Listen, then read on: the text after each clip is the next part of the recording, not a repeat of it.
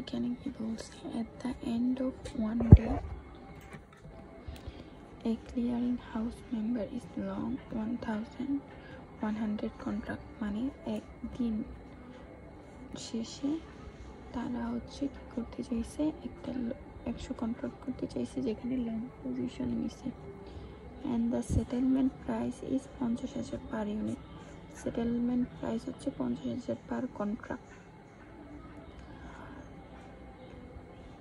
the original margin is per contract 2000, মানে per contract 2000।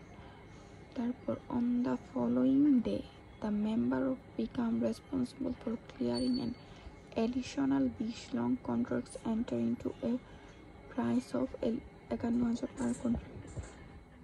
ওই দিনেই তারা আবার কি করে, এই 100 কন্ট্রাক্ট থেকে 20 কন্ট্রাক্ট লং নেয়। সেটা তারা হচ্ছে একটা কন্ট্রাক্টে যায়, সেটা কন্ট্রাক্টে গেলে তার কন্ট্রাক্ট প্রাইস মানে কে হচ্ছে 51,000। The settlement price at the end of this day 50,200, ওই দিনের সেটেলমেন্ট প্রাইস হচ্ছে 50,200। How much does the member have to add its margin account with the exchange clearing house, মানে মার্জিন অ্যাকাউন্টে কি করতে হবে, আমি কত টাকা অ্যাড করব। এখন মার্জিন অ্যাকাউন্ট কি ছিল আমরা দেখছিলাম, আমাদের যদি লাভ হইতো আমরা কি করতাম, না এখানে এইভাবে বলা যাবে না, যদি আমার লাভ হয় আমাদেরকে মার্জিন অ্যাকাউন্টে দিতে হবে। মার্জিন অ্যাকাউন্ট তো হচ্ছে আমাকে দিতে হবে না, কারণ আমি টাকাটা পাইছি। কিন্তু যদি আমার লস হয় ওই টাকাটা কি আমাকে বেয়ার করতে হবে, তার মানে ওই টাকাটা আমাকে এখানে ইনভেস্ট করতে হবে। আচ্ছা, প্রথমে যদি যাই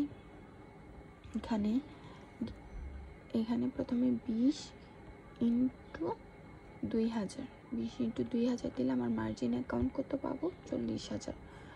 20 ইন্টু 2000 দিলে আমি ইনিশিয়াল মার্জিন পাবো 40,000।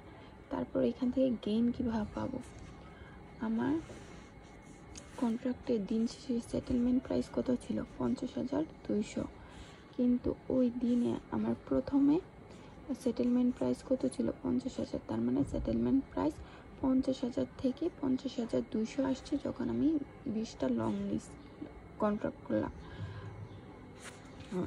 তাহলে কি আমার 50,000 থেকে 50,200 বাড়ছে, 200টা বাড়ছে, 200 বাড়লে কি 200 আমার গেইন, এই জন্য 50,200 থেকে মাইনাস 50,000 গুণ 100 এখানে দিচ্ছি 20,000। তারপর লস, এখানে লস কিভাবে বের হচ্ছে,